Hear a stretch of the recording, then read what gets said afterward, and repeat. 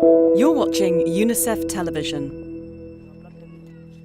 From a distance, these children look like any other children going through their normal school day. But come closer, then you will realize the surmountable challenges that they go through on their daily basis. These learners are from 3 special schools in Windhoek that caters for children with disabilities. Sometimes learners are born with Down syndrome. Sometimes they are born with CP, cerebral palsy, APEC syndromes.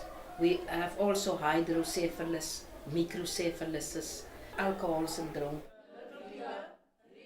Miss Gertie Orange is one of the teachers at Morrison Special School for mentally impaired children. She teaches puzzles, computers, and geography to 15 children with varying forms of disabilities. As part of her professional terms of reference, she visits all her learners to brief their families and caregivers and to share the children's progress and problems. Today, she's visiting Tetni at home.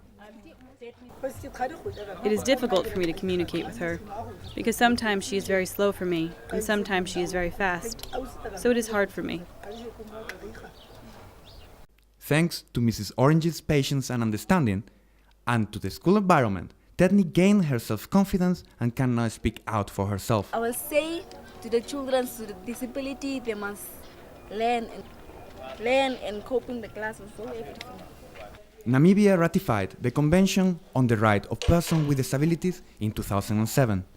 The country also ratified the optional protocol to the Convention of the Right of the Child, which allows for individual complaints to the Committee on the Right of Persons with Disabilities. Despite these policies for inclusive education, the majority of the Namibian children with disabilities appear to be attending special schools or not accessing education. A disability policy audit by the Southern African Federation of the Disabled, conducted in 2008, shows that as many as 50% of the children with disabilities never attended primary education, especially in rural areas.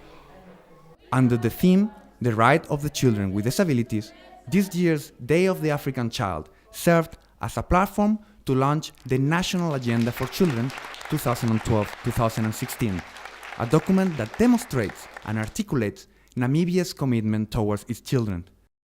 The agenda, which was developed by the Ministry of Gender Equality and Child Welfare with support from UNICEF, also puts special emphasis on the need to program for children with disabilities and ensure that they all benefit from the disability grants. The Namibian child is at risk. The Namibian child is malnourished. The Namibian child is orphaned, and the Namibian child is homeless. We are here today because we are using the occasion of the Day of the African Child to ensure that children living with disabilities, which is the theme of the year, that all children in Namibia must be protected, their rights must be respected, their rights must be promoted, and their rights must be fulfilled. Whilst Namibia has experienced sustained economic growth since independence in 1990, which has placed the country into the category of upper middle income countries, this growth has not been equitable, making the country one of the most unequal in the world.